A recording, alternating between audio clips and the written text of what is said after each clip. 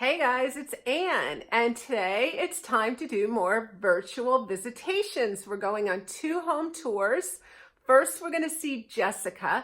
Now, Jessica has this really cool coffee bar, and so she sent me pictures of it decorated for every different season, and it seems like she just goes all out on that coffee bar. It's super cute. You'll really want to check out those bunny mugs that she has at the beginning. Whoa, I love them.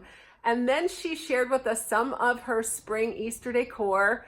It's of course bunnies and eggs and cute as can be, some cute pillows. So take a good look at that. And then after that, we're gonna go and see Debbie's home. She is very primitive and really cute. Cabinets and a lot of really cute decor. So I thought that you'd really enjoy that too. I hope that you guys have a great day. And again, if you want to send in some pictures to me, Anne Clay Home Decor Tips on Facebook is probably the easiest way to do it, or contact me in the comments below. So you guys take care. Enjoy.